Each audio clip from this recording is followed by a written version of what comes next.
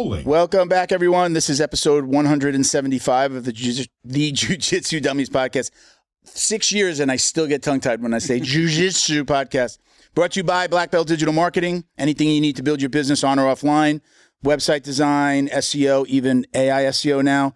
Google Ads, graphic design, printing, we can absolutely help. So check us out at Black Belt Digital Marketing on Instagram or our website, bbdigitalmarketing.com. You can request a free review of your online presence right there on the homepage today. We're also brought to you by Academy Safe, which I'm sure we'll wind up talking about during the episode. But for those of you who don't know, Academy Safe is a nonprofit whose mission is to help clean up the martial arts by advocating for background checks, U.S. Center for Safe Sport certifications, and concussion training for all coaches and staff members at every academy throughout the United States and Canada. So I'm the executive director and founder, Rob Ingram from McDojo. Everybody knows him, those crazy videos, outing black belts or the funny stuff, no-touch, martial arts, all that good stuff, right? That's McDojo Life. He's our executive VP, and together we're trying to change the way that people find and vet their martial arts academy. So our registry is about, once we build it out even a little bit more, we're coming up right on a year in November. The idea is that people will go to our registry and find academies that have gone through these things. We're not trying to push anybody out of the world, right? We're trying to keep the creepers out by doing the background checks. But at the same time, we're just a registry or a list of good academies throughout the United States and Canada that are doing the right things and taking the proper safety precautions. So you can check that out at academysafe.org. And again, we'll probably talk about it a little bit more through the episode. You can get my hat, my little Friends Jiu-Jitsu hat at jujitsudummies.shop. If you like Friends, everybody always notices. Thank you to our friends over Flow and Roll, hands down the best custom gi and no-gi gear in the business. Visit them on Instagram at flow_n_roll. You can check out the custom designs they do and that they've created for academies all across the country. One of the really cool things is that they do like no-gi kits. So if you got to fight, like you're an MMA fighter, you need your sponsors on your shorts. They'll just do the one-off for you, get them printed. You don't have to worry about ordering in bulk. Nice. You can visit their website. Use code JJD to get 20% off your online orders. That's not good for the custom stuff, but he can also help you out with your gis and no-gi kits for your academy. My name is Milton Campus. I'm a black belt training out of South Florida. I train at Coral Springs BJJ right in Coral Springs. We've got new guy behind the camera, Victor. Welcome, Victor. Ben did not show up today. We're going to give him a pow later. He's usually on co-hosting duties. I know he's got a big event this weekend. He's doing a kickboxing tournament in Davie with the Davie PAL.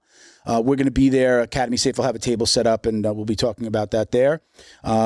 You can check Ben's fight tape. I don't know if you've seen his stuff for fight tape. Fighttape.us on Instagram, or the website is fighttape.us as well.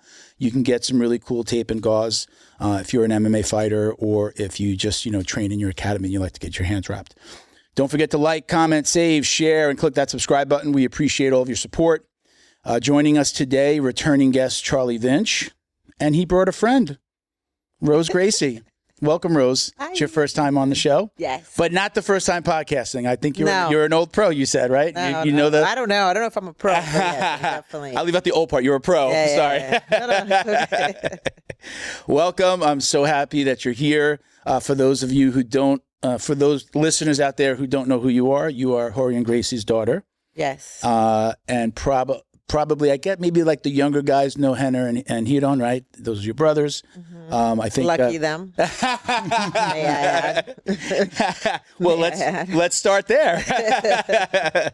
So it's funny. I can't open up my Instagram without seeing your brother and either Sleeper Hold or something from Shark Tank and all that stuff. So it's funny because it's like I kind of see him I think we all see him every day. Probably you do too, right? Are you? No, only brain stuff pops up for me. Yeah, literally brain stuff. That is definitely one of the things that we want to talk about. So tell us about the Concussion Foundation, right? That's you can elaborate for us. Tell us a little bit about what you're doing with them, and by the end of the episode, I think we're gonna get Charlie to donate his brain, right? That's you don't want to say it. It's probably bad. So tell us. So you're a director? Well, first let me just go back a little 2 steps here. Sure. Just so people understand a little bit.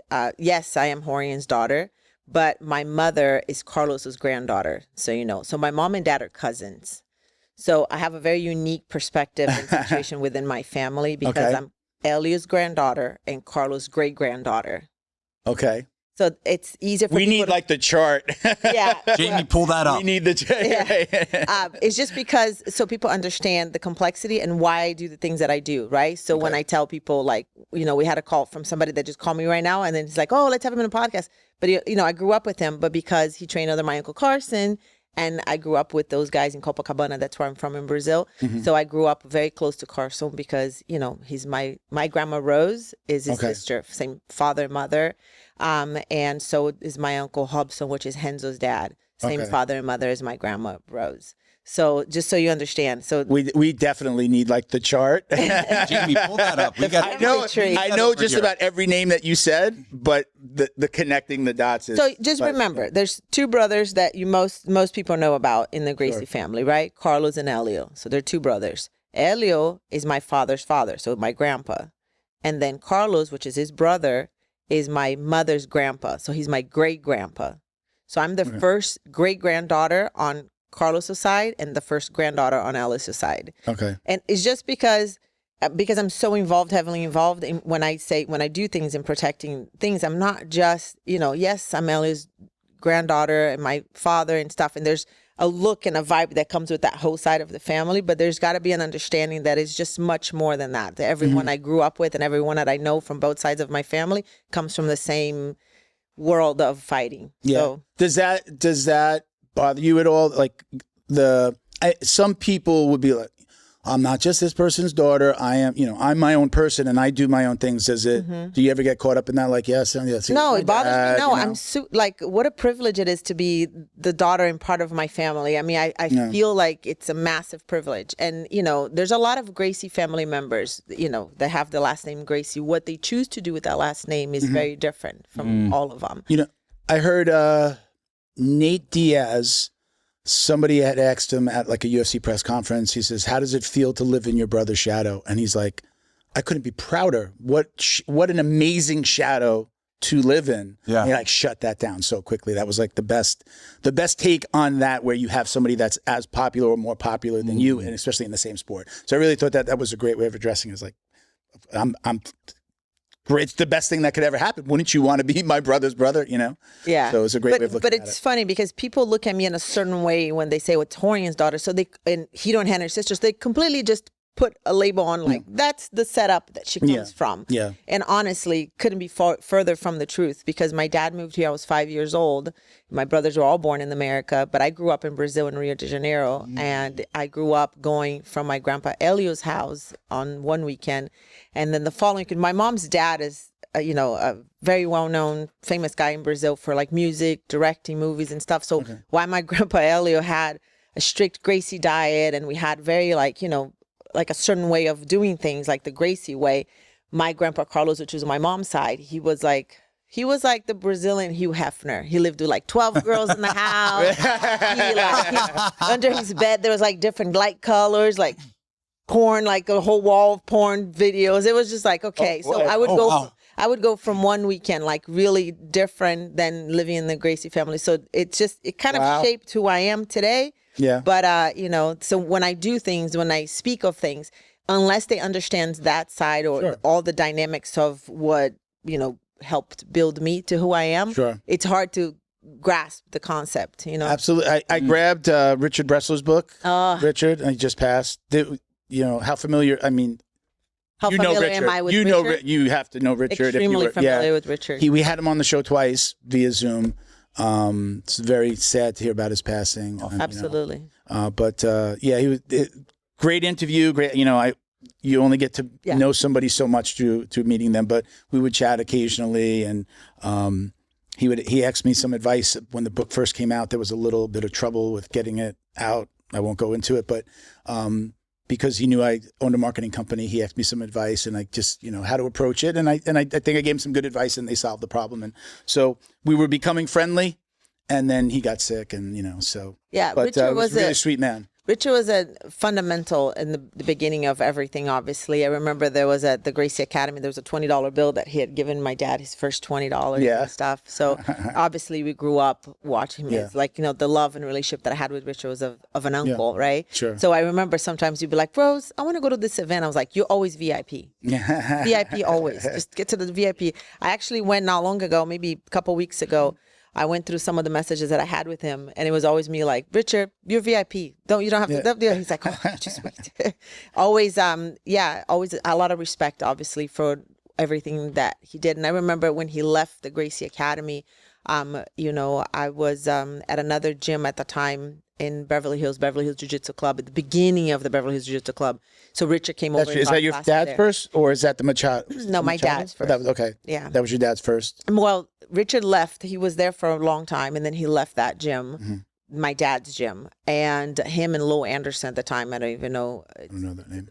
Back, if you see some of the challenges back in the days, guy with a little bit longer hair, that's Lo Anderson. Okay. His kids now fight and compete. Elias Anderson and forgot his brother's name. Golly, but so they compete EBI, Combat Jiu-Jitsu, Bellator. They compete.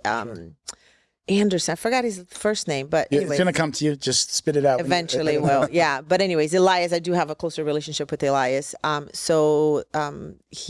Richard left with Lo from the Gracie Academy, and then I had this gym that I was, my relationship and whatnot, and we had kind of opened up this gym, Beverly Hills Jiu-Jitsu Club, and then Richard came and taught classes there in the beginning. But that was many, many, many years, 20-something years ago. So for anything that if any questions that I ask, obviously from what I just know from the internet and the rumors and the things, right? So forgive me if I say something that's, please correct me. But like with Richard, right? Richard did loan your dad the money for that first UFC, right? He was integral in that. So for those that don't know, Richard wrote a check that I think he borrowed money from his parents and then loaned it to your dad to help with the first UFC event, correct? Not just the first gym. Oh, okay. My dad opened the gym with Richard's help. So Richard has been fundamental from the garage days to opening the Gracie, Academy, and obviously with the UFC and everything else. So Richard was always highly involved in everything that we did. Yeah. So with Richard as well. So like your dad, he had other students before Richard, but Richard was like the first blue belt that he wound up having, right? He might have had students that he trained, but he didn't have anybody that was with him long term before Richard. Then Richard was like his first student. There was an older gentleman. Because he even words it like they're careful to word it even on the cover, like his first. I forget how he says it. It says something along those lines, and I know talking to him, it was just like, I may not have been the first ever that trained with Rorion in the United States, but I was the first blue belt and like the first student that stayed and got promoted. Yeah, because there was actually a neighbor that I remember just would walk his dog, and he was a really older man. I just remember him being like, I was really young, so for me, he was just like, but complete gray hair. And I remember him taking classes with my dad in the garage, and he was, I believe that probably that was the first student. Okay. And, but Richard was definitely my dad's friend above anything. Sure. You know what I mean? So that's great, man. Wow. There's so much history. I mean, it like, again, when speaking to Richard, I mean, he, have you read the book? Did you read the book? Yeah. I can't even read long text messages. I'm not a reader. I'm a audiobook guy. If I'm going to listen to stuff, I've listened to 4 audiobooks in August. So I'm not usually a reader, but when he sent me that, I was like, we've had people that wrote books before, but it's always like, I'm not like every guest that has a book, I got to read it. I'm like, it's too time consuming. But I cracked that book, and then I would read it I got so into it that I started just a half hour every night till we had enough time before he was coming on where I read it like a half hour. And that is the first book that I read cover to cover. Wow. I think since I've been in high school. It was so meaningful, Charlie, that he put the book right there. I need to read it. I feel guilty now for not reading it. It's a great read. It's a great read. I feel guilty. It's probably the only book that I finished cover to cover. I don't even since I was a kid, because I've started books even in high school. Right? That one too. Yeah, that one's an every easier book read. he's ever read, it's here. He's waiting for the next book. so he can Charlie, put it up. Two. Start with Officer Danny. Yeah. And then if you could finish Officer Danny, then I'll lend you this one. I don't know if I can get through this. What's about 20 pages? I try. I do try to. This one is almost always here. Especially after his passing, I've tried to put this on. The other ones I switched out with Rob's, and Rob from McDojo wrote a book as well, so I switched that one out. This is our latest guest. Officer Danny wrote this one for that one's not about jiu-jitsu, but it's about like lockdown safety. He's a what do they call that? A school resource officer. So he wrote a book about lockdowns. 2 books he's ever read in the show. Yeah. Now that I live in Florida, I should read this because, I mean, let's be honest here. There was that big incident in Parkland, right? Right. Yeah, I live right, Coral Springs. You're right there too. Where are you living? Where do you live? 'Cause your gym is in Coconut Creek. Coconut Creek. I But just want to say Margate. Now we live in Deerfield. Okay. Yeah. Right, Deerfield de Janeiro.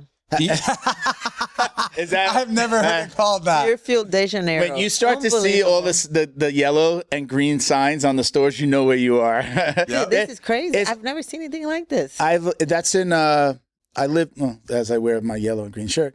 I used to live off of Southwest 18th Street in Boca, towards like 441, like right.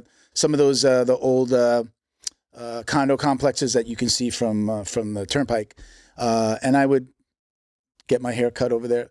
There's the whole strip of Casa du Pão Brazilian by the bakery Casa du Pão. I don't know if that was there when I was there. We're talking about probably 20 years ago, but right, Southwest 18th comes out on 441. I think is it 441? No, on the State Road 7 441. This is not just Florida podcast, right? Yeah. So no one knows that's what everywhere. you guys are talking about. Well, we're biggest here, so we could see our I'm viewership. in Florida, is and I here. don't have no idea what you guys are talking about. No, there's just a strip there in Boca Raton on I think 441. So is to heavily explain to people, this is a civilized Rio de Janeiro. It's not Florida. It's civilized Rio de Janeiro. It's the Rio de Janeiro that you can get in the car and use your phone and no one is going to snatch it out of your hand. Yeah. That's a very safe thing here.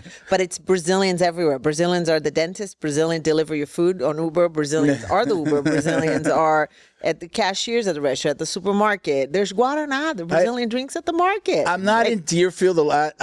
I lived here in Boca, and I went to like the LA Fitness that used to, I guess it's still there on the Hillsborough and US 1. So like that was like me going into Deerfield. So I haven't spent a lot of time in Deerfield. So I'm actually like surprised to hear this. Where is this?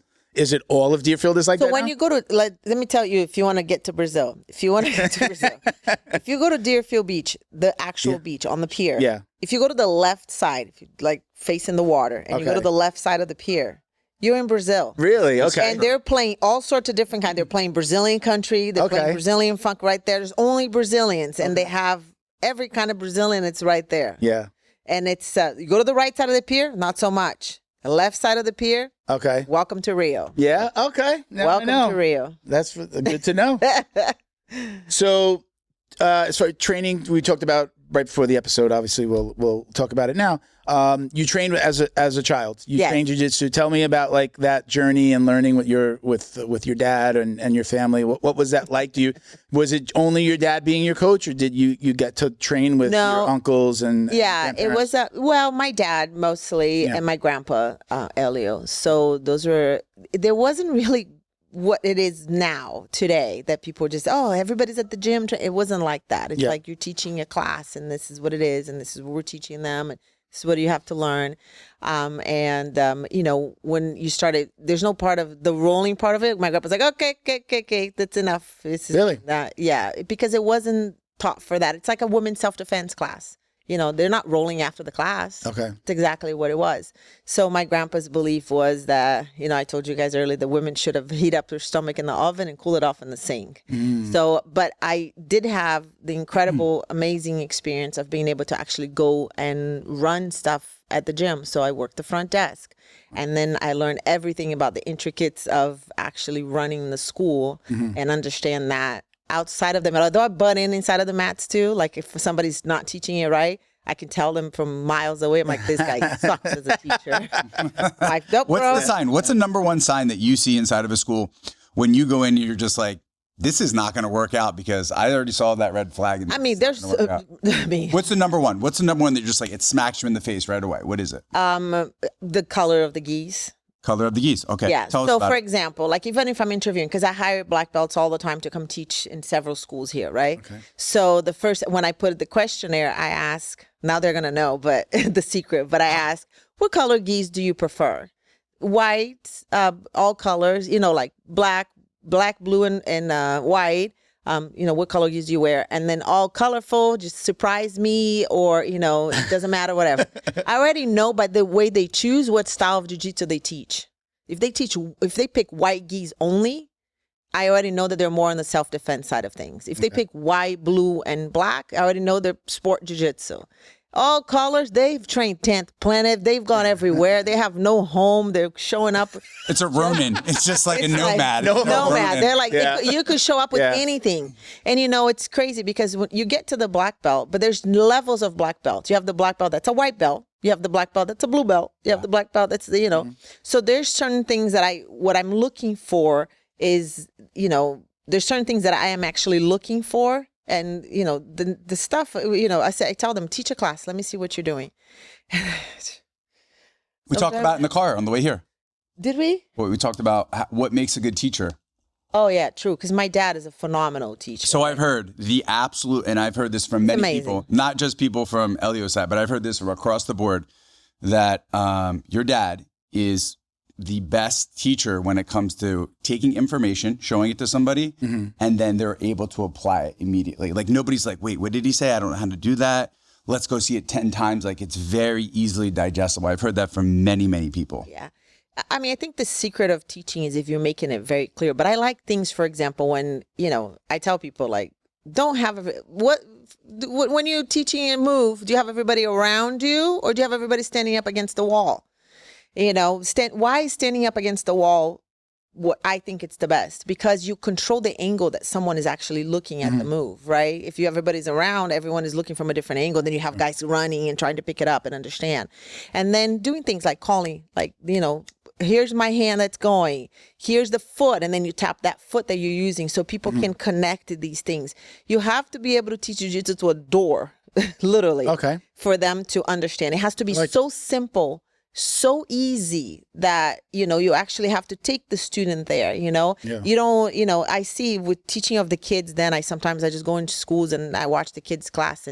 But when people ask me, what did you think? I am 100% honest. I'm like, I thought that sucked. I thought they were very rude. I thought that you were yelling at the kids. There's no reason for you to be bash, like, telling the kid that, no, you're doing it wrong. You never tell a kid he's doing the move wrong, ever. Ever. Don't ever tell the kid you're doing the move wrong. You correct the move on the kid and you say, great, see how that is? And then you because the kid respond to, praise and that makes them aware. So even if they were doing it wrong, if you go, oh, that was wrong, it makes them feel, but if you show them the correct way, see how it's like this, great job, but correcting their fingers and doing things. So it helps them connect to that. So teachings, I mean, when they count points, if they're like, okay, here, this move here, like right here in the competition, that's 2 points. I'm like, like help us all right now. On Thursdays, I will show at least one move. Like, so on Thursdays at my school, I've been there for a year. I'm not a coach, but the coach will say, hey, you have anything from here? And I'll tell, I got something, and I'll show something. And I always go like this, everybody on this side. So like they do a semicircle, I do a semicircle, and then I move. I did it last night. So I'm like, okay, let me move here, like move my uke and go, okay, now go here. You see, right? 'Cause I am so visual that if they're set up in a circle, like if a coach says, okay, everybody circle up, and they go in the middle, I don't sit down. I'll walk around because I need to see where the foot is. I need to see, is his hand like this on that side or is it this? That makes a difference in the move, right? Like, so I will walk around, but I'm doing it because that's his class and he wants people to circle up. So I'll move and he might not move, where I will semicircle, like everybody on this side, and then I'll move because I know that you need to see everything. But that's the way that I learn. I'm very visual in the learning. Like, I don't even need to hear you speak it. It's like, I know people, what is it? Like, they list, you can hear it, you can see it, you could feel it, like you said, tapping, like everybody responds a little bit differently. I absolutely have to see where every limb is in order for me to really catch it and be able to go do it and then maybe teach it. So people try to complicate jiu-jitsu way too much. It's way simpler. You know, when you ask details, like the other day, I think it was with my dad. I was like, Dad, like, you know, there's something about the choke and stuff. And he goes, what? Put it right here. And he puts a gi on, like just a top. Like, show it to me what you're talking about. And I go, right here, like right this, when you pull it right here. He's like, you know, nefila, that's what he calls me. He's like, you got to use it right this piece on the neck. If it's not right there, like back there, by the first time you put the first hand, by the second one, you already have, the person's already feeling it deep. You know what I mean? Yeah. So it's the details. So when you go like a seminar, somebody does a class with my Uncle Hickson or somebody that's like a higher level and to somebody a black belt higher level, you see them, they're actually just asking details because the difference and the whole thing is on the detail. And you get somebody, see somebody like a Roger, right? My cousin Roger. He wins all his matches, but look at his jiu-jitsu. There's nothing crazy going on. Very simple. It's very Known for simple. the basics of jiu-jitsu. So if you get the basics really good and right, which far and few people actually teach that nowadays, unfortunately. You're Phil and Ricky, one of them. I love those guys. Nice Philadelphia. plug. Phil and Rick, that's a nice plug. I didn't plug you. She did. No, but Phil and Ricky, like the Migliarese brothers, the Valenta brothers, like you're going to get that jiu-jitsu from the guys that are back from the core of the Gracie Academy, you know, and you're going to teach them. Even my brother's system, like I like that system, but I don't love it because it has a lot of they've implemented a few things for sport jiu-jitsu. And I think that takes it away. I personally believe that from white to blue belt, you should just focus on the basics, and it should be strike based. So you need to know how to defend punches from the first day you're at the gym, and you need to learn how to roll punches. Not that you need to be punching anybody. I'm not saying that. Okay. But you need to know where they're coming from. So you need to be aware where they're coming from at all times. And, you know, that's just not getting taught down here. I know in South it's not getting taught anywhere. Except for me. Hey, at my there you spot. go. Charlie I does stand do up. it at my spot. Yeah. I No, do Ricky and Phil's curriculum, Yeah. white to blue belt. We do the Gracie Jiu-Jitsu, combatives, what to do when somebody's on top, feet in the hips, how to stand back up, how to use your hand, distance, spacing. And when somebody's in your guard, when they're punching you, how to, you know, cover up, bring them, sweep them, put them in triangle, put them in armbar. When you're in mount, how to retain mount. When somebody has mounted you, how to gather them, bump and roll, like just the basics. And I do the same thing. I'll make sure that they're really proficient between white and blue belt in the basics of that. And then we can have fun with all kinds of crazy stuff. Like, I'm not one of these like, we're only doing sport jiu-jitsu. We're only doing self-defense. We're not doing sports. No, I love the sports stuff. I love the high-paced stuff. I love the no-gi. I love the CJI. I like that stuff. But when you come into my school between white and blue, the main objective is to know that you can defend yourself in that certain way. And then right after that, then we can get wild as you want. Yeah. You are not going to lose light years on your jiu-jitsu by learning for a year or two how to do the basics. And then after that, you can do whatever you want. Yeah. I think people have that misconception of when they get into jiu-jitsu, well, if I'm going to go to the self-defense school, then I'm not going to be ready for the tournaments. That couldn't be anything further from the truth. Look at Megaton, okay? Hoyler's... I know who Megaton is. Okay, you know who he is.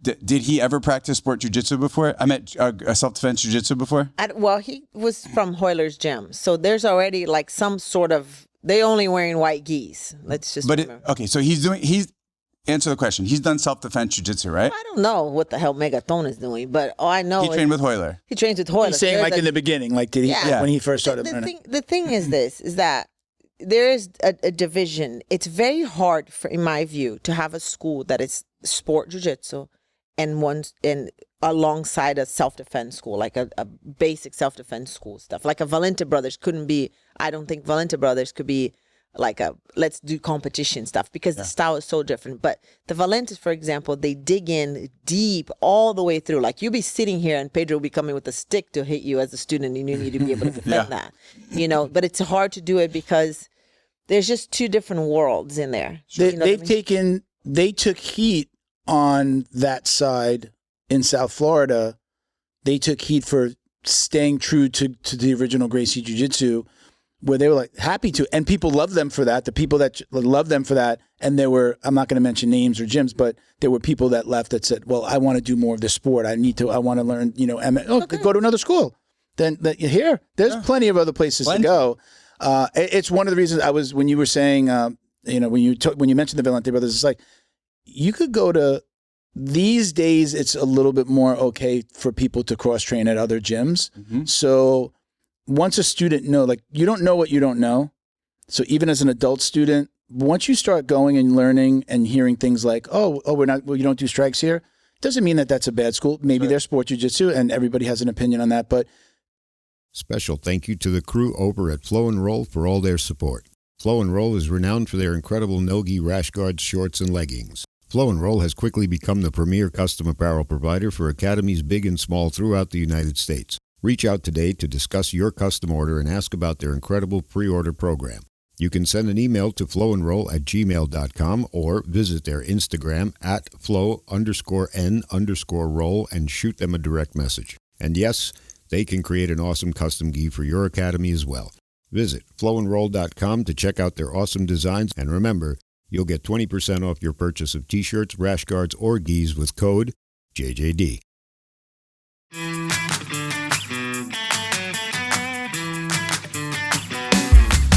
Is your business getting lost online? Black Belt Digital Marketing is a full-service digital marketing agency that helps you get found, get leads, and grow. We specialize in local and website SEO, so your business stands out when customers search. Our website SEO makes sure your site loads fast, ranks high, and stays ahead of AI-driven search, so customers find you first. More visibility, more clicks. More customers right when they're ready to buy.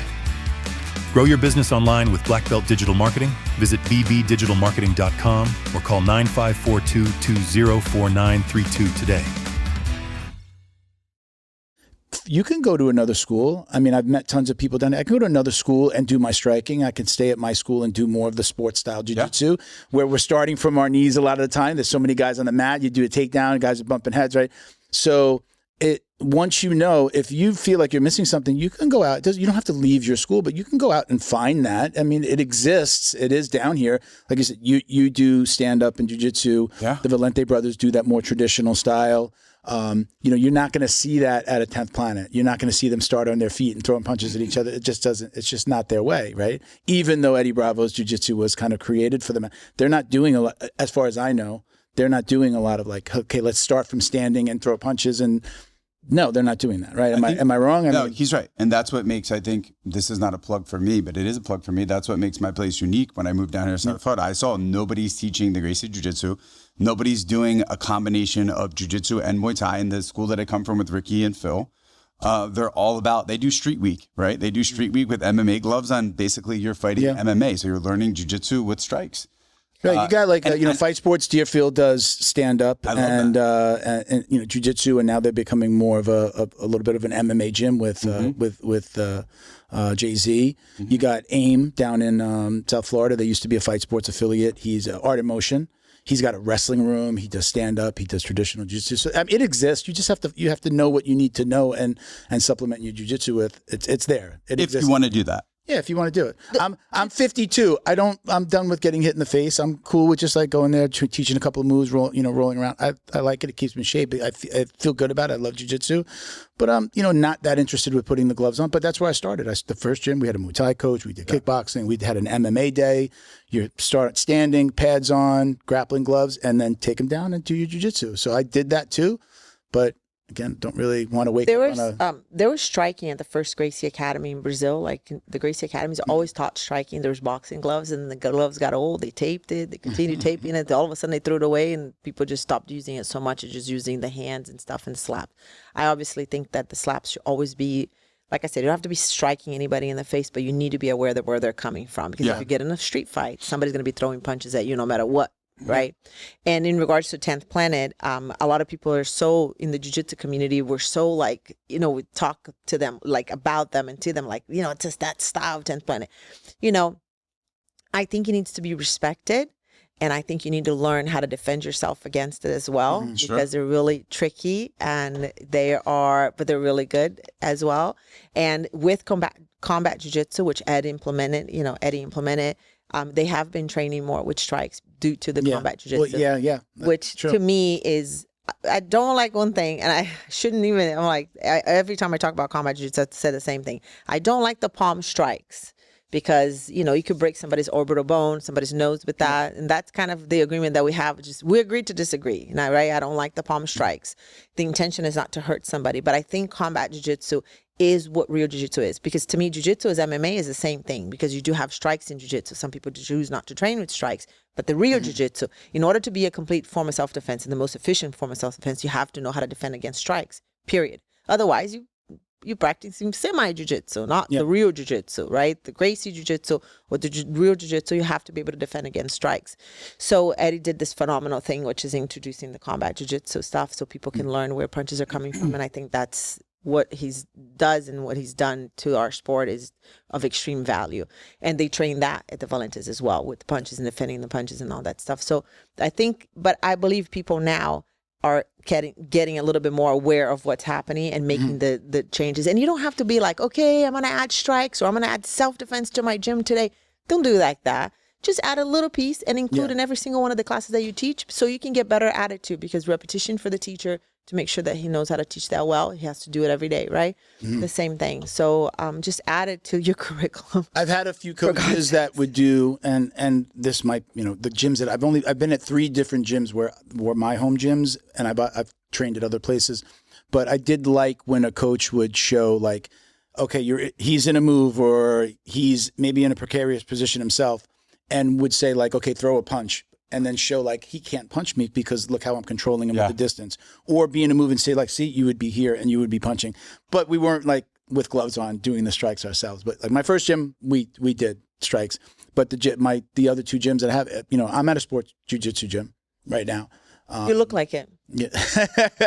What is the telltale sign, Rose? His friend's jiu-jitsu hat. His friend's jiu-jitsu hat. And then he has like a flamboyant t-shirt, jiu-jitsu t-shirt. Listen, this is from Flow and Roll, Technique Over Strength, right? Our sponsor, this side, our sponsor, Flow and Roll. This is I made this hat myself for me, and then I put it on our website. So what is my style say? I'm just curious now. Dad. Huh? Dad.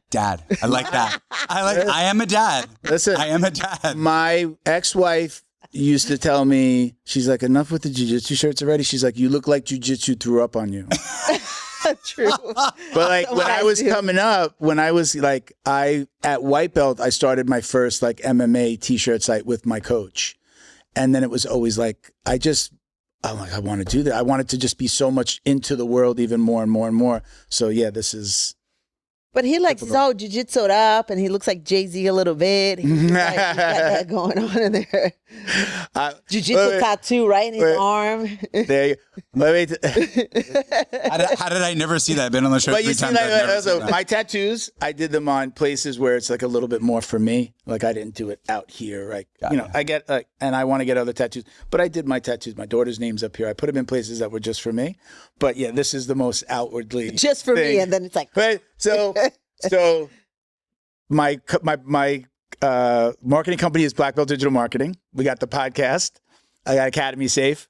My car is black and red. I purposely. My logo is black and red for the marketing company. So everything is based around like the jiu-jitsu and the black belt and the this and that. So yes, I have very much poured into it. I think this jiu-jitsu thing is going to take off. I don't know. What do you? It's getting more popular, is it not? I am conscious of it. Like just in my daily life, I'm like, okay, this is too much jiu-jitsu. Like I have hats like this, like, you know, with the company logo on it. And then I'm like, well, I have this, and then this says jiu-jitsu. And I'm like, okay, I got to take something. The question is, are you wearing the sungas, the Brazilian sungas? Have you gone that far yet? The underwear, what's beach, that? Yeah, it's like that Speedo. The Speedo. Speedo, no. You don't wear that? No. Then you're not a full jiu-jitsu. Yeah. You got to wear that during no-gi with no shirt on?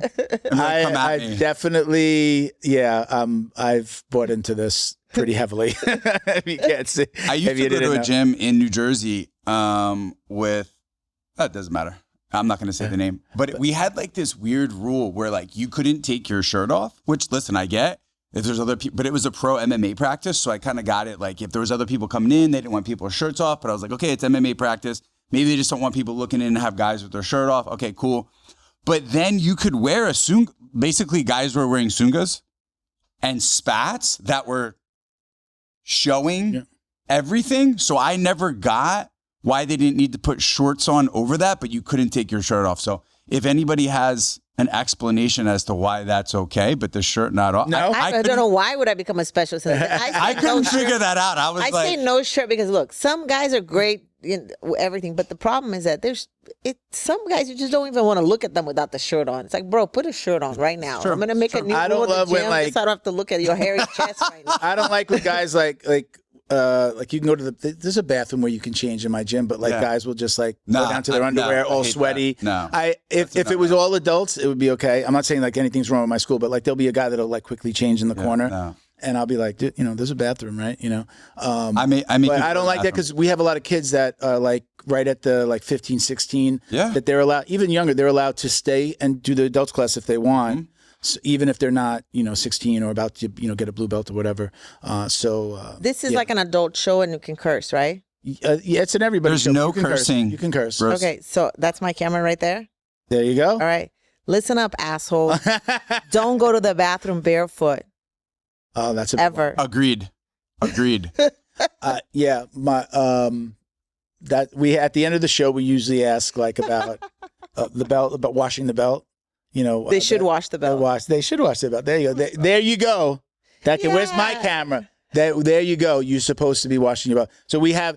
It was started out as a joke with one of my and when I originally started this before COVID, I had 5 people coming to my house recording. I used to record in my wife's boardroom at her office. We were just training partners. I said, hey, let's just talk about jiu-jitsu. It was just for fun. It was really for us. And then it took off, and then now 6 years later. But we had one of my training partners, when he got his black belt, we were just talking about washing the belt, and he was just like, you don't wash your belt? Yeah, and it became this thing, and it's the question that we ask just about every practitioner at the end, like, do you wash your belt? Let me tell you something. If you walk in to Half Gracie Academy and you go into the staff room and my cousin Holland House and Sons belt is hanging right there, it literally hits you on the face how much that belt stinks. Really? I think people just tap from that how bad that thing stinks. I'm like, bro, this is ridiculous. Wash this belt. And it wasn't even a rule for me as bad until I got the stench of that thing. Like every time you walk in the back room, it's just like, ugh. I'm like, God dang it, bro, wash this thing. I washed my belt last night. I'll wash it about once a month, Okay. but I spray it. I spray it with Lysol, or I have a client that started a soap and spray company for wrestling and martial arts. Hey, you're full Nutrizone Clean. of propaganda. I gotta bring some. Listen, I'm like, are they paying you to drink that coffee right there, bro? I think there's a sticker. Under one of these stickers that says Nutrizone Clean. I have the spray. He used to give it to us. He was an old sponsor. I built his website. Company built his website. So yes, shout out. But we had. I hang it and I spray it. I even washed it, and because I'm not going to dry it, I smelled it a little bit. I'm like, it's. Why do you not dry it? Because the belt usually shrinks. Oh, does it? Yeah, Does it? shrink down a little bit.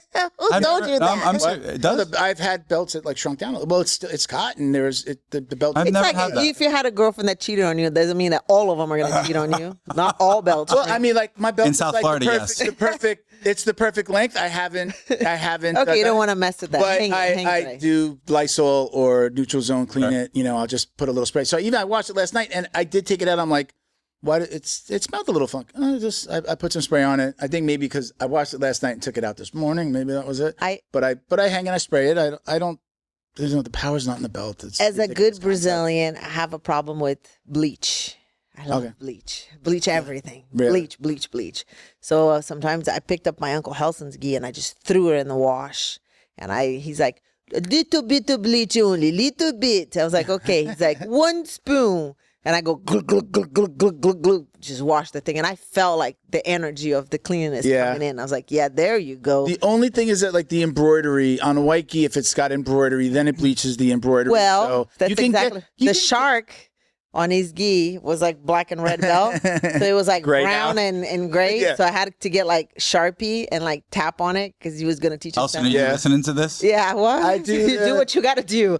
And then he's like, look what you did. He thinks.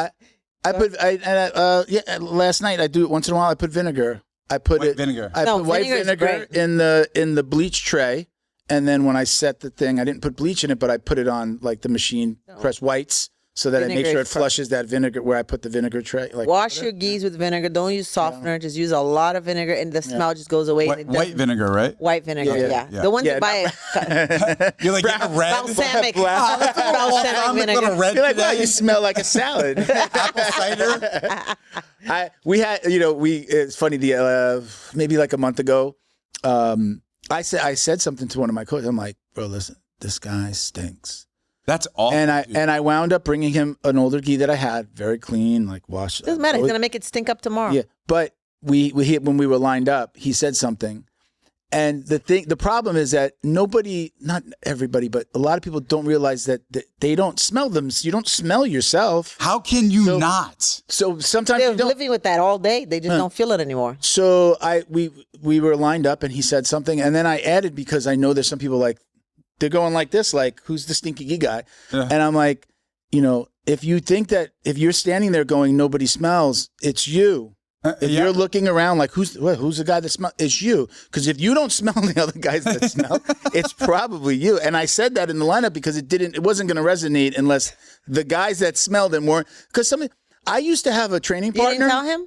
Then one of the black belts grabbed that guy and took him to the side and told him. I tell people And I straight brought up, him- right? And I just tell, bro, you stink so bad right now. Go Yeah. take a shower, come back when you're done. I brought him a gi. Get outta here. I brought him an old gi. He wound up the next class. He came with a brand new gi, and I gave him one of my older gis I'm as well. impressed. And It's because true. I have, just because of the pocket, I'm not going to shout out any companies, but I get so many people send us stuff, so I will either give those away or wear them a couple times and then give them away. The Flow and Roll stuff is like our gi sponsor, so You that just stuff did I it. keep. Yeah, I know. You just did it. So Flow and Roll, 20% off at flowandroll.com with code JJD. There you go. So the guys, for example, they hurt their nose and they're bleeding all over the mats. I just try, put your nose up, bro. Blood all over the place. Go over there. Somebody get the bleach. Bleeding up. Because they're like, oh my God, I'm bleeding. And they're bleeding all over. I'm like, what are you doing, kid? Put your head up. Go to the bathroom. Clean up that stuff. Get out of here. You mentioned, you said like you have them filled out a form or questionnaire. What gyms are you involved? Can you talk about like you're mentioning your involvement with gym? What gyms are you involved with? Yeah. You want to tell us about that? Yeah, no, I mean, I hire a lot of people for many years to come here. So usually Yeah. with the gyms hit me up and they're like, they need somebody to Oh, come. so you'll try to maybe. Yeah, get they'll somebody hit me up and then I just help them sort it out. Okay. I'm really picky, picking you should be. instructors. Yeah.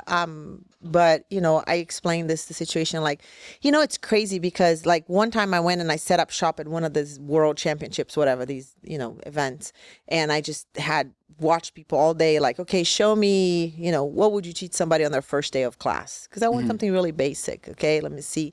And it's almost like there was this one particular kid that was really Kayoteha, right? Yeah. So I hired him to come live in the U.S., right? Really? So I was interviewing everybody, and it seemed like everyone was black and white. And then shows up this little kid with his little cute face and shows up, hi, and he's super late.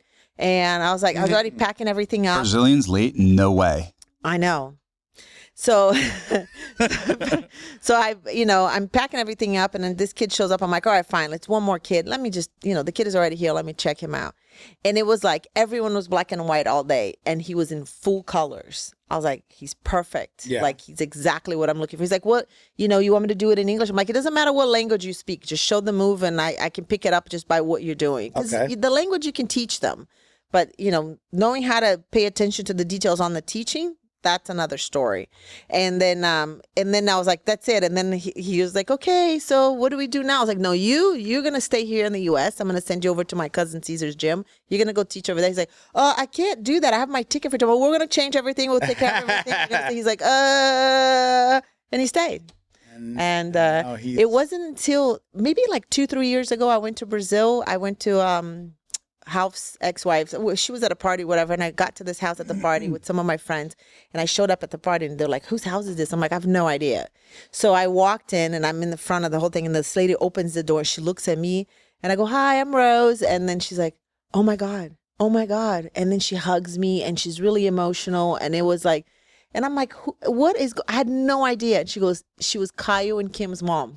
Oh, wow. Like, you changed my kid's life. You changed Yeah. her life. And I was like, oh my gosh. And she trains jiu-jitsu super tough. She's a black belt in jiu-jitsu too, Kayo's mom. And it was incredible to see her and to talk to her. And years later, she was like, the day that you said, Kayo, come to the U.S., it changed everything. Everything we have now and everything that we own in our lives is because, obviously not, it's to do his talent and stuff. But he wasn't a world champion back then yet or anything. Did he lose his gym in the fires? Was he one of the... No. Kayo, his... in What California during the LA fires, he was unaffected. Francisco. Oh, he was He's unaffected. In San Jose. Okay, I'm thinking of there was a bigger name. I forget that I said that. There was a bigger name that lost his academy in LA. That I'm Dean Lister. Dean Lister. Dean Lister Dean did. Lister's I think. in San Diego. No, but I thought he lost his to a fire. To a fire. That's who's Jocko's academy. Is it Alpha? You know what? I just talked to him this week. He did say something that they had a new There was gym just or a fire. something. I did, yeah, There was something a fire. Yeah, but I just went right through. I was just like, oh, okay. And then they rebuilt. They rebuilt and they're open again. That's good. But that's I can imagine that happening. I don't know if he's if he's partners with Jocko, but that's like Jocko's home gym, I believe. That burnt down. He wants to come down here.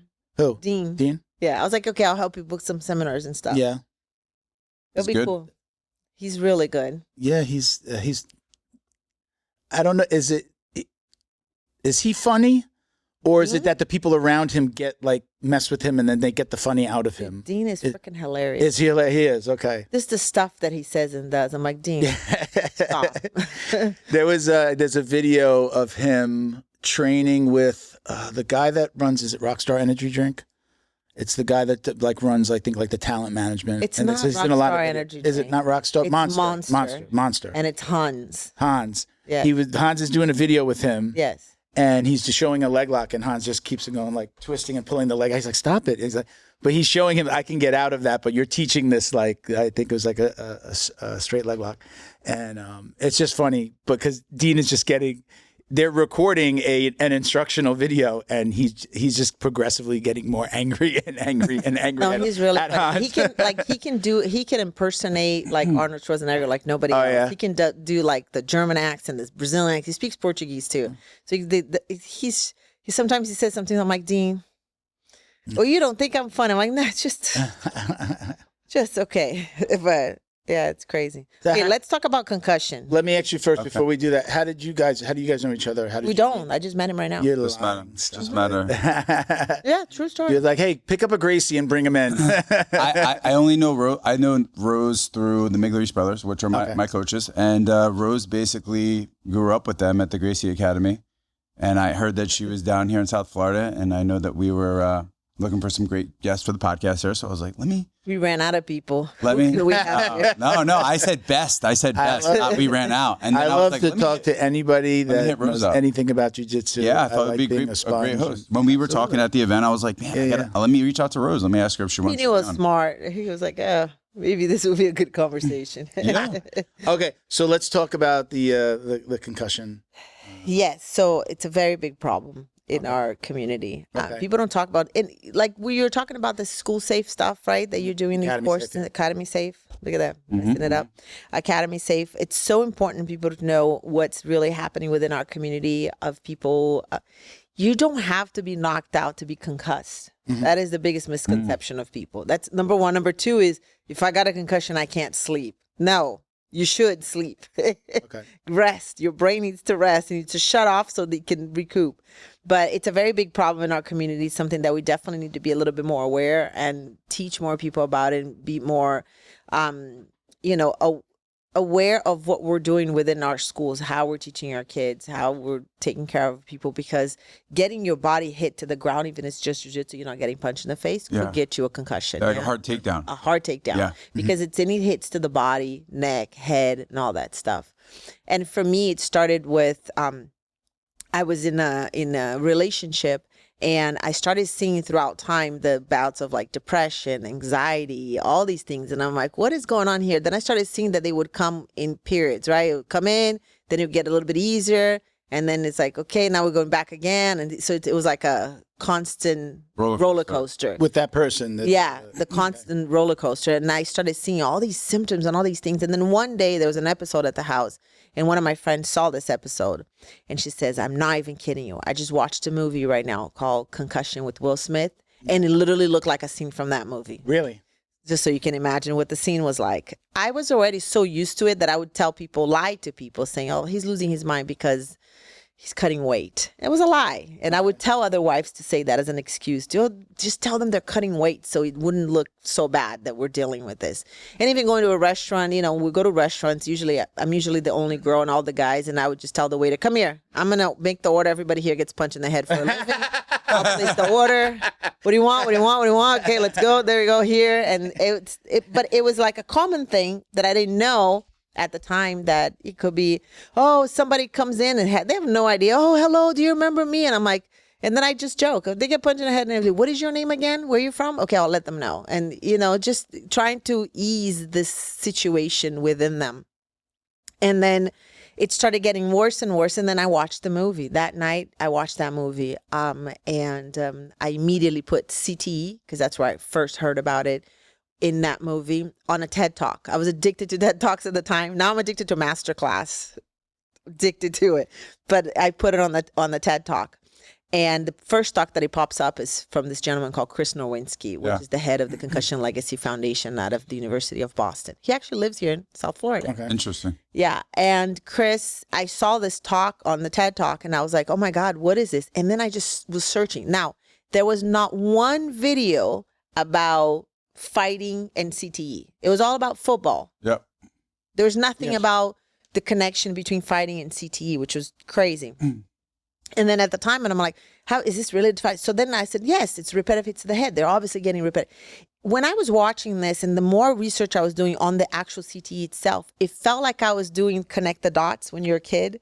Because it's like, oh my God, so-and-so has this, so-and-so does this, so-and-so that, and it was relating to people in my family, the people around me that I grew up with. It was like, oh my gosh, how did I not know this? It was like opening a curtain of something that has been hidden. And I thought, wait a minute, I filled out all their paperwork for athletic commissions. I was the one doing it. I have done everything, like every step of the way. I knew what was going on, all the information they got. Never once did we mention that this existed. So I started digging more. I sent a message to Chris. I said, is this possibly affecting fighters? Is this possibly what's going on within my community, that we're seeing all these things? You know, these guys attempting suicides and all these things happening. Could this be it? And we talked. We ended up meeting. He actually asked me, do you know how to speak Portuguese? I'm like, yes, it's my first language. I know I don't sound like it. Yes. And I said, yes. He goes, well, I'm going to Brazil. Do you want to come? So he brought me to Brazil. And then in Brazil, I learned everything, how to remove the brain, what happens, the studies and all that stuff. But I started, the more I spoke about it, the more people would reach out to me. I said, guys, did you know about this? And just on social media and just on my Instagram, I'm like, okay, do you know about this? And then more people started reaching out. And then one day, this guy, if you look at him, he's like the happiest guy you've ever seen on Instagram. Biggest smile, and he asked me this question. And that, I think it was a turning page for me. He says, Miss Gracie, if I slip from the 25th floor, would you be able to use my brain for your studies? Ooh. And I said, no, I cannot use your brain if you slip from the 25th floor. But let's talk about this. We're not. And that's when I understood that the situation was really bad. And this was something that they battle and they deal with it on a daily basis.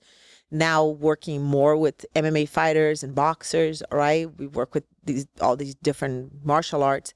I realized how it's something that people don't want to talk about, which mental health for men especially has to be something that people talk about more, because men usually feel that they have to take everything on their chest and do it on their own and handle everything by themselves. And they might seem like super happy-go-lucky around and stuff, but when they're driving alone on their car, they might be thinking of driving off of that thing, or they might be thinking of something, and just these little thoughts, I'm like, no, this is not it. It's not. It actually is. And you have to address these things, and you have to find people to be able to talk to understand what's happening, because it's a big responsibility to be a man in our society, right? Women have their crap that they got to deal with, right? They got to look a certain way, they got to weigh a certain way, they got to, they got to be, sexy without being vulgar, without getting dude. And there's so much expectations from women in society. Like we go with our cars, we have to be looking at our backs the whole time. Men different. Their expectations of them and how to behave around society, that they have to handle everything on their own, puts them in the belief that they can't seek for help when they have mental issues. or no, it's not it, or no, it's not that big of a deal. And it puts a lot of pressure on them. And sometimes what I've noticed too is that I've noticed some of them have heart issues just because of the amount of pressure that they're having. And all of a sudden they'll have like a heart attack out of the blue. And it's like, what the hell? It's all the pressure, the constant pressure on top of them. And it's very important for people to be able to address that, address with their families. They don't even tell their wives. I have a fighter. And when I talk fighters, usually the guys that talk to me directly, they're always very well known, just so you guys know. So it's not like a Loki Yoko, it's like somebody in the UFC or somebody that has plenty of fight. But I have this particular fighter, and it's better now because I'm in Florida. But at 6 a.m. in California, he would call me 6 a.m. every time, 6 a.m. on the dot. And he calls me at 6 a.m. He's like, I don't know if I'm going to make it today. And I'm like, you are going to make it today. And then I'll talk to them and I'll calm them down. I have developed little systems to calm them down and calm their anxiety down. You know, if they're having like a meltdown, they'll pick up the phone and call me. They trust me to do that. And I tell them, like, write this phrase on your wall, you know, I'm important, my life matters and whatnot. So I have this little quote that I have them write on their walls. But it's, he calls me and then maybe I'll call his wife a few hours later. So how is he doing today? And it's always like, great. Why? She's nothing. He has no idea. She has no idea. So they don't tell their families. I get the lucky, I guess, ordeal that they tell me things that they don't tell their therapist or their families. Yeah. And I tell them, why don't you tell your therapist this? I can't. This is embarrassing. So can I say that I have personal experience with the fact, like, when you open up to somebody, especially in a relationship, if you open up to my, you know, this significant other, is that the fear is that sometimes that comes back to you, like in a fight. So besides not wanting to appear weak and be the man, and when you do share, it's bitten me in the ass where that comes back in some fight. And then it's like, all right, that's why I'm never going to share with anybody. So I do believe you have to find somebody to speak to. But that's also hard to make. That's probably one of the hardest decisions to make, is just like, all right, I'm going to seek help. A little bit easier these days because of apps and different things like that where you can find a therapist. But it's a very hard decision to make, to go, I now have to go talk to somebody. Now, do I tell my wife that I'm talking to somebody? Do I tell my family? Do I tell anybody? Am I immediately the crazy guy? Like, there's so much stigma that comes along with it that it's hard to go talk to anybody. But I know that a lot of guys won't open up to their partner sometimes because they're like, that's just going to come back to bite me in the ass one day. I'm telling them the ways to get at me in a fight, almost. Like, at least that was my experience with it. So very hard to tell somebody, like, I'm not doing good right now. You know? Yeah, I think there's wives and there's wives. So there's the picture that you paint of this woman being your perfect wife. Same thing with the husband. Oh, this is my perfect husband. And trusting that person sometimes is difficult because, yes, it will come back to you in a fight. It shouldn't. You'll wait for divorce. It will all come. You'll be like, shit, I forgot about told this asshole this. I can't even believe it. It shouldn't, but it does. And we have like. How about it can? Yeah. I have one of my cousins and she always tells me, don't forget, husband is not family. Don't forget, husband is not family. Good point. We don't tell them. I learned now, I don't tell them shit. You date him? I didn't date anybody. I don't tell them shit. But I can't. On the other hand, I know what kind of human I am and what kind of person I am and what I would and not do in a situation. So I wouldn't bring it up, but I can't trust that no one else would do it. Can I actually, you can absolutely tell me you don't want to answer this question. I'm divorced. Lucky you. Best freaking this. How did I end up on this podcast? So am I making the assumption that you are divorced? Yeah. Okay. And I'll never get married again. You said something, and okay, so I know who you were married to, and you said something before, and I was like, oh, is she going to say his name? And then I said, all right. I'll never I believe get married this is the person she's divorced from. Well, I'll never get married again. And I think the reason is behind it is that we have. Times are very different right now. It's like you work, you pitch in, you take care of the kids, the business, the house, everything else, and you got to make the guy feel like the man of the house. No, listen, like, bros, right now, guys, you have to agree with this. Right now, I think in history. Have to? No, I think you could. First. Men, I think you could. Men, listen to me here. Listen and hear me out. I don't think at any time in history have you had so much pressure on you to perform at a certain state, to make a certain amount of money to provide for your family and not feel emasculated in some way, shape, or form. Right now, that's the word. We are at a point for men that they feel so emasculated because they're like, man, I'm not making $300K a year. And right now, like, things are expensive. So men who can't provide this certain lifestyle for their family and their kids and their wives, and they want to feel like like a real man wants to feel like he's a provider. And if he doesn't feel like that, he may feel emasculated. Yeah. And at no point in history, I think, is it as bad as it is now. Let's go back 30, 40, 50 years ago when our dads were growing up. To be a provider, you only have to make My dad was $60K a Superman. year. You never knew that there was anything wrong with that man. He was a cop. I can imagine the pressure that he was under. Yeah. He never wore that at home. You would never know. And to this day, he's not like somebody who's going to share. He's not an I love you guy. You know, hugs are weird for him. He was a cop in New York, In New right? York City Transit Police before But they merged the two it was a departments. different lifestyle than to make a certain amount I would of have money. never known if right? there was anything bad going on in his brain, though. You know what I mean? Like, Yeah. he didn't share that. Maybe with my mother, but we never saw that. I But never saw a social chink media- in the armor. Social media here yeah. is especially when guys go on, they're like, damn, I don't have that nice boat, and like, I can't put my kid in private school, and I don't have this. Listen, like, those thoughts go through every man's head who has a family. If they're And taking care of the family. But if they're usually, taking care of the family. But even when they are, they're looking at the next step to like, damn, I don't own the big house. I own a townhouse. Or I don't own the Mercedes. I only own the Hyundai.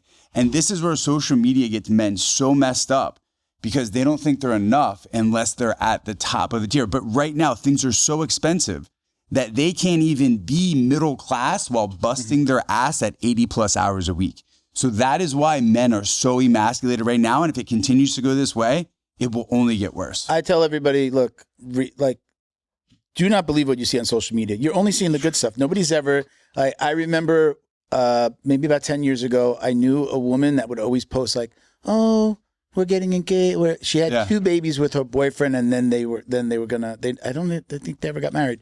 They had 2 babies. She was dating. Like, oh, I'm with my best friend. This and that. Then they break up, right?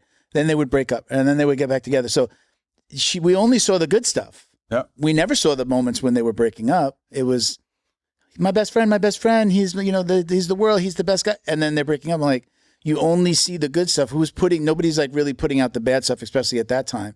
So it's very hard to. I don't. When I look at social media, I look right through it. I'm just like, no. You have to. It's good example. When I would watch rom-coms with my ex-wife, we'd watch movies, and she'd be like, why can't you be like that? And this and I'm like, do you realize we've been watching a movie for an hour? That man has not gone to a job yet.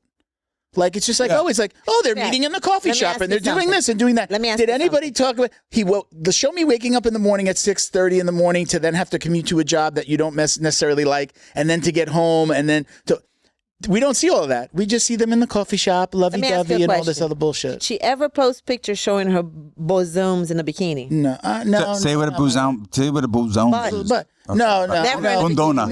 No, my ex-wife wasn't like that. I mean, but I've been in relationships with people who, I mean, I was with my wife for 13 years. So like the internet wasn't, even in the 13 years that we were together, it wasn't what it is now. So I didn't have to deal with social media and other relationships. That was like, I was on Facebook and it was no big deal, right? We were both on Facebook.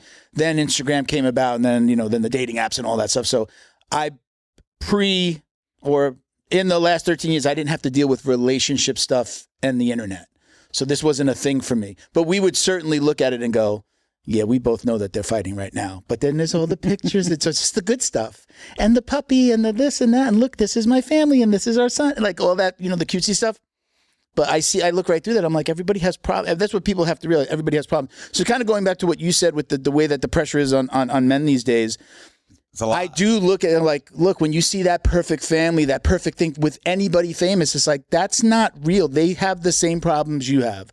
Whether if the bank account is full, if they're rich or they're trying to make a business work, they still have all the same. They're arguing about who's taking out the garbage in a lot of cases. They're arguing about who's going to put the kids to bed. Did you wash them? Did you give them a bath? Did they brush their teeth? You're still having all those problems. But let's be for real. Yeah. Let's Do you be have for kids? real, though. Did you have kids? I have kids, but this, like right now, if I see friends arguing or like arguments at all, like I just can't do it. Like I'm just like, oh, I gotta get out of here. Or even if I'm in a relationship with someone, and it starts for some reason, some sort of like right there. You know, like there's. I no. should say because I know that my wife, my ex-wife, and she has friends in the martial arts community that listen to the show. And I've got my ex-wife is an amazing. I'm really being serious here. She's an amazing person.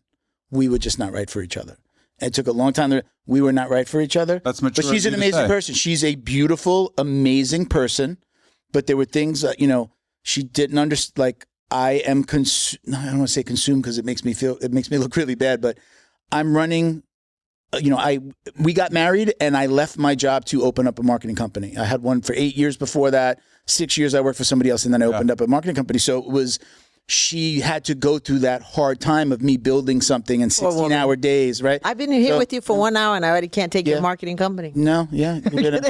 She stuck with you through the hard time. Right? Imagine me having imagine having to live with me and hear the problems and you got to cancel. It was a bad day. No way. Yeah. Rose says no way. So I would have wanted a divorce right now. We were together. I was working, making lots of money, and I told her, I don't like this job. I hate this place. I'm going to leave. She backed me up, but then she saw how the sausage was made and was just like, I want to go on vacation and I want to do this. Bro, and I'm like, the money, this is building where the it's business, getting skewed. This is where it's getting skewed between the women who are online and the women who are Americanized. You're building a bit. You had to move. You moved from another state. Bro, to he built a business. She watched romantic comedy. She just wanted him to give her flowers or something. He's like, he doesn't work like I work. My Look at wife this guy. is a He's hating saint. on the women. My wife is a saint. She watched me go from 0, have a great gym in New Jersey, to hero. Over. Come here, literally not have anything for a year, going through some really, really, really, really, really rough time. My wife always stuck by me. Bad or not. My wife always stuck by me. When I had no money in my bank, I was driving a Honda Accord. I had nothing. My wife always stuck with me. She was always by my side. She never gave me shit. Every time that I'd be like, oh my God, we're low on money. Baby, don't worry about it. We're going to make it. I believe in you. But not everybody's like, that's not. That's right. Not every wife is like, but my wife is a ride or die. And now she That knows is a difference. we are The ride or doing die. well. And my wife does not, TMI, my wife does not have to go to work. She does not have to go to work. She can take care of the kids. She can do whatever she wants right now. But she chooses to go to work because she likes what she does and she goes part-time. And I'm like, you want to go to work? I've had the conversations, and not only with my ex-wife, I've been in other relationships where I ran businesses, and I have to say, like, but women I'm building. We're in the building phase. They're not willing to do that. Not all of them. Not all of them. They're online. They're out there. They're online. And when you see these things on Instagram, where do you want to be taken out on your first date? God forbid the guy works 80 hours a week. He only makes $60K. I'm going to say, like, pull on the the list apps, up, Jamie. On the apps, It's a relationship I for love dummies. when it says on one of the dating apps, like, a girl will say, like, what's the best first date? Yeah. And then it'll say, like, coffee, this, that. And the third one is like, tell me to meet you at the airport. Yeah, exactly. Really? Exactly. I'm a bitter old lady. My best date? I'm a bitter Just old man. cancel. I don't want to go. I don't want to go. Can't you tell how bitter I am? Can you tell how bitter I am? They want the best, but they're not willing to be with you through the worst. Yeah, it's I'm feeling a little women bashing here. No, You know that? sorry, what I said. I said my ex-wife. I said we're gonna put up in told here, you how guys. amazing she was, and I do agree. Listen, when your mother says you need to find somebody who's like business minded, like has their own business, right? Then they understand. Right. Right. That's the right button. You need to find when I tell my wife, listen, I'm not coming home. I can't come home. I'm going to be at work all day. Babe, you can do whatever you got to do. I can't be home this weekend with the kids. Babe, you got to do whatever you got to do. No, never is it. You're not spending enough time. I don't know. I've done all that. I'm tired now. I don't want shit. And now she reaps her benefits. So you said that's it? Never getting married again? No, I don't want to help anybody build shit. Go build it. So you're saying go build it and just come give it to me? No, I didn't say give anything. I don't need anything from anybody. But I'm just saying, that's have good. your own shit. I have my own shit. If you don't train, even better, because I don't want to be dealing. God, jiu-jitsu. I mean, you're in the world. I mean, you got to encounter. You have to encounter. I've hit my quota though. That's it. Of There's what, no martial more. arts guys? Martial arts, no more. I've hit my quota. It's like no more, no more. Why? Because all I've ever dated my whole life is jiu-jitsu guys. And what's the downside of dating a jiu-jitsu guy? I think I know what it is, but I want to hear you say it. No, from my perspective, what is it's it? very different. And what is it? I could imagine. They're Yeah. fanboys. Are there fanboys? What else? What, more than that shit? Yeah. Fanboys? What else? If I say something like, oh, my uncle, which uncle? It's like, bro, it doesn't matter which uncle. Carajo. So I could see that, and one of the things I saw a video that you had posted about somebody that was using the Gracie name that wasn't a Gracie. Oh yeah. Like, I mean, I could imagine like, well, I mean, that's a little bit different than the relationship side, but I get it. Like they get so attached to the name. Yeah, you know? in the relationship, like, look, it's very difficult nowadays. There's a lot of pressure, but it's called like, it's almost fast dating nowadays, right? So everything just goes really fast. I don't want to, like, the problem is when you stay alone and then you kind of like that very much. You like it so much that you just don't want to do it. My mom was like, are you going to get married again? I'm like, no. Like, no. Yeah, I like I like being in a relationship, but I also like, because when I've dated recently, it's been like, we're serious, but you're in your place and I'm in mine. And I'll see you on Friday, or let's get a date night, or this and that. But we go back to our own spaces, and I'm my own person in my own space. Yeah. I believe that I would get married again, but there may be a scenario where we're living in different places, and people actually do that. I looked at it with my ex. We were like, we're great when we're not living in the same house together. That is perfect setup. If there's any setup, that exists. People are doing that. In Charlie, to go back, nobody has to give me anything. You just have to have your own life. And what I don't want to do is I don't want to help. I've already done that. Help build shit. I don't want to help build anything. So you don't want to help. But I'm not saying that. I don't want to help with anything. You don't want to help with anything. You want to be like, okay, you're self-sufficient. I'm self-sufficient. We're good. We're one. Is that what you're saying? Not one. We'll hang out when we want to hang out. We'll be company when we want to be company. That's it. But I ain't helping you build shit. No, definitely not. Look, I'm not saying it's right or wrong. I'm just asking. I currently have a little bit of a roster just from the UFC lawsuit. I have 722 fighters that I help currently, right? So my phone rings 24 hours a day of some of them needing something, stupid thing, whatever the heck they need, right? So my phone rings 24 hours a day of guys asking me for help. Either help because they need a sponsor, either help because they need a fight, either help because they fought their wife and whatever the deal is, or they impregnated some chick and the wife doesn't know. Ooh, and help because they didn't get paid from a fight, help because... it's 24 hours a day, and I'm very quick at solving problems. I have a very large network, and what usually would take somebody a long time to do, for me, it's a quick phone call, right? And I very smart, so I know, like, I can tell, like, what would I do with the UCO Academy thing? What is that called? Academy Safe. Like, I know what I would do differently to make it work so people would look at it in a different way and want to do it, right? So I know that stuff. However, what I think I know, right? So when I'm in a relationship, I want to be a girl. I don't want to be the guy of the relationship, having to solve all the problems, have to do everything. I get what you're you're saying. I want to be a girl. I had somebody. I agree. I had somebody explain that to me. Like, I have, because I started these companies, like in the beginning, I am the business and then it grows. But it's like an accountant doesn't want to go home and talk about accounting at night. You know, like a lawyer doesn't want to go home and talk about the law. So you have to understand that there's going to be like, there's certain things that you have to leave. Now, my company, I've run most of my companies out of the house, or at least I started in the home, working in a home office. So it's hard to just walk out of a room and leave the work in the room. It's just like, okay, I'm going from the room to the couch, sitting next to my partner, and then going, oh, how was your day? Oh my God. Like it just it's a 30-second. I'm still thinking about it. It's very hard to separate the two, especially when you're in the building phase. I get what she's saying now. I'm sorry, I misunderstood you, Rose. I apologize. I think didn't even know you misunderstood me. I was understanding was when she talked about, let's call it the masculine, feminine energies. She's saying, I want to be in my feminine energy. I want the masculine part to take care of this. I have no problem being a feminine woman and help supporting you on what you're doing 100%. And play my role, but I'm not helping you build a business. I misunderstood that wrong. I was taking it like, no. Rose isn't going to be supportive of her husband or the other person. You're just saying you're not going to help them build a business, which I agree. Doing a husband and wife business is not easy. Yeah. That is hard. It's very hard. Very rare does it work. Is that, again, if I can ask, is that your business? You said you're helping all these fighters. Is that a business? No. So I volunteered the time with them because they are in the process of getting their money from the lawsuit. Yeah. Okay. So from that, I've helped them. But in general, you said you had like 700 people. People always ask me for help. They know that is that a business when you get paid for it? Sometimes I charge them, but most of the times it's like,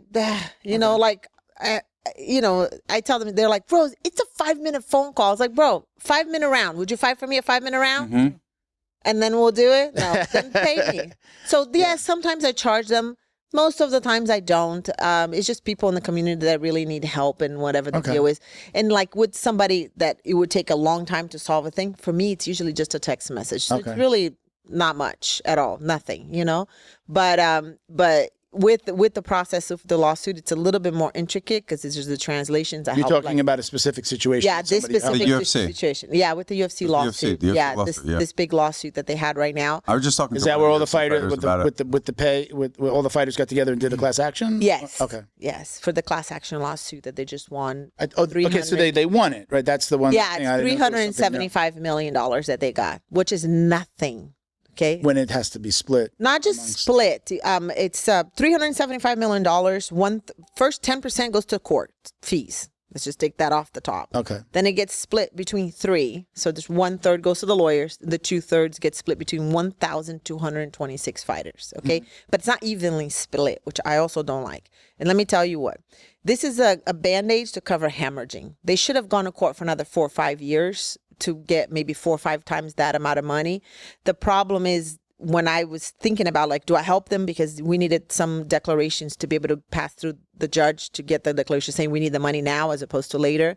And I went to town. Like I didn't sleep for like a good month and a half getting these declarations. The problem is that some of these guys probably will not make it 4 years down the line. They're not going to be alive to collect this money. God. And that's when I said, no, we need this money now because they need it now. Yeah. All of them need it now. Is that I was talking to them, I would, be like, okay, talk to me about your injuries on your body, why you need this money now and whatever the reason was. And then talk to me about the injuries that you have in your body from your toe all the way to your head. Let's go. Tell me if you had surgeries, which side, what, just straight up like that. And then I would write that down and I'm getting this stuff. And then about the eyes, which I was not really aware how many of them go blind, right? A lot of them are blind. What? Like MMA legally, fighters. like legally blind or like partially blind? Legally blind. I mean, Michael Bisping lost his eye, I think, because of fighting, right? A lot of them are blind. And it wasn't until Betty Correia. Do you know Betty Correia? Yeah. So to me, that woman is like a tree trunk, right? She's like, like talk about being a strong woman. That she could literally, the way her face off, everything about her. She's blind. So yeah. Wait, in both eyes or one? Both eyes. How does she walk? Well, she has a little bit of a vision, not too much, but she can't fight. She can't compete. She can't do a lot of this. She can't do anything. Is she able to corrective lenses? No, she can't. No, she can't. Oh my God. Yeah. And to me, that, for example, was, and I'm only talking about her and giving her name because it's public knowledge if you actually go get the declarations. But the problem is this. So that money gets divided based on how much money you made at that period that you were fighting. It's only between December 16th, 2010, because of statute limitation. December 16, 2010 to June 30th. Why is it on the 10th? Is that when Zuffa sold? It's when they applied filed. So then if they fought on the 10th of December, which there was a fight card that day, if you fought that day, you're not part of the lawsuit. So it's only those fights from the 16th of December on to the 30th of June 2017. And then there's another lawsuit after, which is the Johnson that's going on starting right now. So again, same thing though, like same thing. And this is not. Now they're grouping a whole bunch of people into that. Yeah. And this has nothing. Look, I'm not even kidding you. I'm sitting here and like all these fighters are sending messages. And it's literally because, okay, what's going on? How is it going? Because they get nervous about their money, when it's coming out, what's happening. But anyway. You can't blame them. No, I don't blame anybody. I'm super cool. Like I'm their like older sister, So, but what I wanted to get to the money point is that it's based on a percentage of how much money you actually made during that period. So if you had a good manager and you made good money, you're getting good money back. Okay. But if you're having a shitty manager and you made shitty money, you're getting shitty money now. So it's like a percentage of what you were making. It's a percentage based on, it's about 30-something%. This is all estimate of how much you made total. On top of your prize previous. Yeah, your show money or whatever money you made during that time. But so then when you think about it, some guys are making as low as like, $20,000, $18,000. Some are making millions. You know what I mean? They just come out that Anderson Silva told his amount was like $10 million and whatnot. It's about how much he's making. But this is a secret information, right? But he's the top of the tier. It's like the one that's making the most amount of money. So it's not fair to like some guys are not making that much, even though they have big names. But at that time, they didn't make that much They money. make nothing. And it's constantly this whole thing with fighters, like, this is what you get, shut up, and that's it. Yeah. So there's not really room for wiggling. But the problem is that this is not retiring anyone, and they need this money. Yeah. And most of the amount sounds incredible, like so high, but it's being split among so many people that it's not really just going to split be a between lot. so many people. It's not split evenly. yeah. So some are making a lot of money, some are not making so much money. And 40% off the top to lawyers and court costs. Yeah, yeah, 30 and 10. Yeah, 30 and 10. But Wow. So it's not. And again, when I talk to them, and that's why, for example, in Brazil right now, we didn't even talk about the Confederation, but I took over the Confederation in Brazil. I made a mandatory financial education because these guys don't know, and it's not just in the MMA community; it's in sports in general. Yeah. But what I do usually is leading with the MMA community because it's the people that I care the most, right? It's the people that I love the most in my life. So I usually go with Jiu-Jitsu, MMA. These are the people that I'm like constantly thinking about. But I've realized now, as I go outside of the MMA world, when I talk about, when I go to the talks with the neurologists and stuff, and I tell them, I'm like, obviously I'm not here to talk about medicine to a room full of doctors, because they're all doctors. Yeah. I'm not teaching them that, but I'm trying to explain to them how our community feels and what we do, and how you can put protocols all day long. Who's going to follow? Who's going to make sure that the fighters follow the protocols? No one is. Yeah. They don't. One of the things, so we were talking with them about the things in their bodies, and then I go, so how you doing? Oh, everything is good. No, I'm perfect. I'm super healthy. Do you have health insurance? No, we don't. Okay. So I talk about, do you know what CTE is? Right? I go back to the brain. And then they're like, not really. What is it? And then I explained to them, I said, can I tell you the symptoms and you tell me yes or no? Yes. All right, let's go. So I go, okay, depression, anxiety, light sensitivity, headaches, memory loss. And they're like, yes. I have 4 of those. Yes. And I don't get hit in the head. And then they're like, well, and I'm not saying just because you have these symptoms, you could be having some CTE, because there's obviously an issue in everybody has these problems, but you have to check and you have to do examinations that maybe your neck pain is not related to maybe something that you have wrong with you. Your shoulder. Right? Or your shoulder, whatever. But that and then they don't have a diagnosis for this until before they pass away. But people need to be aware that it exists, that it's out here and whatnot. Yeah. But it's a very little money for the people that that need it the most. And we're not even talking about weight cutting, because that's criminal negligence, and that's a whole other podcast. That also affects your brain when you cut weight. Your brain. I can't tell you it's the stupidest thing. When I first heard about CTE, like, it scared the heck out of me, because I used to fight MMA, and when I grew up in Trenton in the Philly area, we used to do hard sparring like we were fighting for real. I used to get knocked out. I used to fall down. I used to forget stuff, and like, you're starting to make more sense to me now. No, and then I would get back up, and we would just keep doing it again and again and again and again, and then I would fight MMA. Then when I heard about this CTE thing, I'm like, oh my God, I definitely fought concussed a million times. Then we would cut weight, get punched in the head, dehydrated, which I found out later, which I didn't know. It even worse. Which makes it even worse. I mean, like, you could die, right? No, people die. People are dying. We have to wrap in a couple of minutes, so I wanted to. We didn't talk enough about the actual organization. Nothing. We bashed women for a good amount of time. That was probably like a. You didn't bash women. I would have let you get away with it.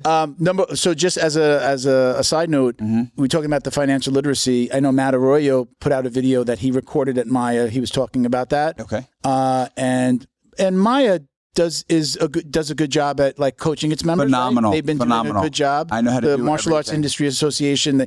Up there, right? They took the owners into like one room, like during we do wealth. Yeah. They do our financial. I know my burn ratio. I know how to run my business. I know about my income, my alcohol. I know about everything. I don't even know what you're talking about. ROI on stuff. I know. Maya everything. does a really good job at teaching its members. You know what ROI is? But listen, I grew up. I grew up in a family. My whole family, my dad and his family, my father's father started a demolition company in 1920 that we still have today in 2020. So we've had it for 100 years in New Jersey. We own a trash and a recycling business in New Jersey, and I'm Italian. So I've learned business since I was a kid. Knows where all the bodies are buried too. I've learned business as a kid. I knew exactly. Where's Jimmy Hoffa buried? I don't know where it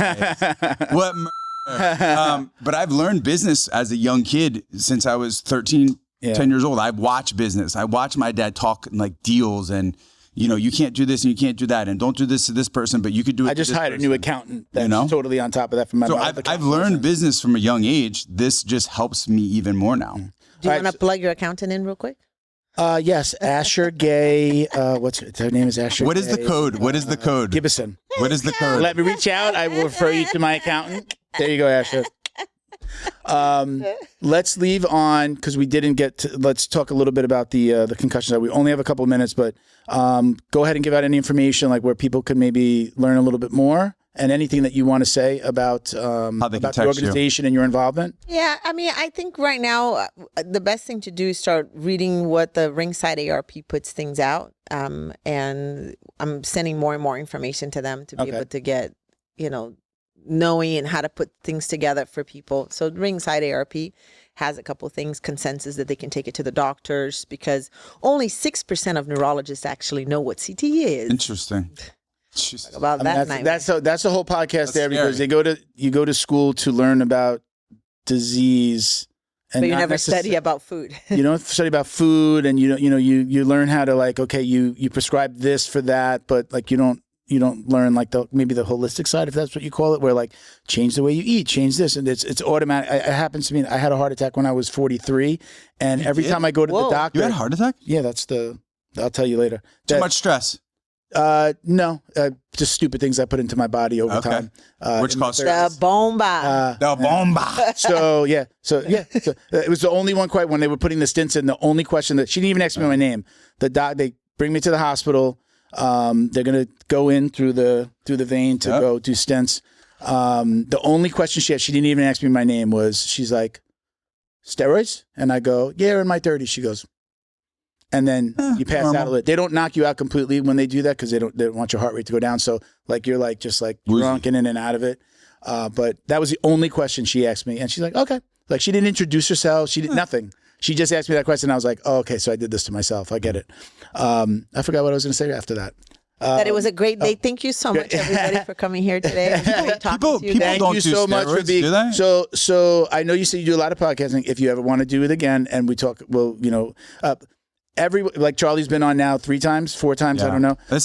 Part of what I did when I started this, it was literally called Jiu-Jitsu Dummies. I was a purple belt. I wanted to learn. I wanted to be self-deprecating, and I didn't want anybody to be like, listen to this purple belt telling us what to do. It is getting to know people in this world, and it's usually a lot of times not just about jiu-jitsu. I want to learn about people's world around jiu-jitsu and then how that ties in. So thank you for doing this. If you ever want to do it again, you let me know. She's the person. If you don't you do a lot of podcasts, you said. If you ever want to do it and you want to come talk about something, I'm open. Just let me know.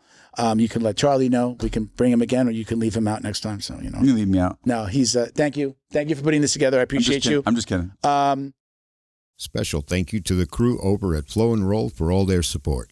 Flow and Roll is renowned for their incredible no-gi rash guards, shorts, and leggings. Flow and Roll has quickly become the premier custom apparel provider for academies big and small throughout the United States. Reach out today to discuss your custom order and ask about their incredible pre-order program.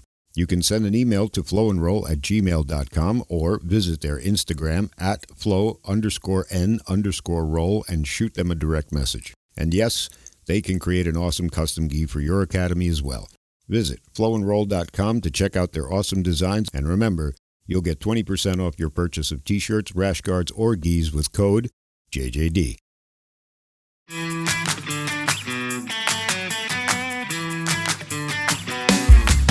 Is your business getting lost online? Black Belt Digital Marketing is a full-service digital marketing agency that helps you get found, get leads, and grow. We specialize in local and website SEO, so your business stands out when customers search. Our website SEO makes sure your site loads fast, ranks high, and stays ahead of AI-driven search, so customers find you first. More visibility, more clicks. More customers right when they're ready to buy. Grow your business online with Black Belt Digital Marketing. Visit bbdigitalmarketing.com or call 9542-204932 today. I have a gift for you, but it's a sponsor gift. So I don't get anything. I know you took your the thing off the water, and we talked about why they're not paying. So would you like me to give it to you on air or off the air? No, it's your sponsor. I'm going to support your sponsor. So I'm going to let you choose. Choose. Charlie, you're going to get one today as well. I've been on the show 3 times, haven't gotten anything. That's not Finally. That's not true. Finally. Oh, no, I did. I got a mug. No, I've seen this brand before. Leao Optics. I'm probably not even saying it. Leao. Leo. Yeah. Mata. I'll let you choose. These are one of my pair. There are bamboo sunglasses. This guide. Yeah. I am the NASCAR of jiu-jitsu right now. Okay, so I'm. So while you're choosing that, we're just gonna go out with Leo Optics. Mine. There you go. Blackie Belch. Look. Is our Leo Optics. Let me do this read so we can get out of here. Hurry up. So Leo Optics is our go-to brand for sunglasses and apparel, featuring their unique. These are the bamboo sunglasses with the red stripe on the inside. You can get your belt rank. You can, when you purchase, request your stripe if you want it. Nobody ever requests white belt. They're based in Southern California. Their products embody the BJJ lifestyle. You can go to layoutoptics.com and use code JJD for 10% off your order. And they are supporters of Academy Safe as well, so I appreciate all their support. That's it. We already shouted out everybody else. Anything you guys want to add on the way out here? You don't want to give out Instagram. Normally people are giving Rose Instagram. Gracie, that's it. Is that Rose good? Gracie, follow you. But you don't have to find me, guys. This is good. I've got plenty of people already. If you Google Rose Gracie, you're going to see everything that she's doing. And some lies in there too. There's some things that are not true when you Google. That's the next episode. We will. You'll find it is called concussionfoundation.org. Where they can find more information out about what you're involved with yes. CTA, right? Yes. Concussionfoundation.org. I, again, appreciate you coming on so much. Thank you for doing this. Charlie, thank you for coming back. Yes, Ben, I'm sorry that we missed you on this episode. You can check us out at Jiu-Jitsu Dummies for all the ways to watch, listen, and support. My personal IG is Uncle Milty BJJ. Got to throw the Jiu-Jitsu in there, right? Yeah. Thank you for watching and listening, everybody. Peace, love, Jiu-Jitsu. Os.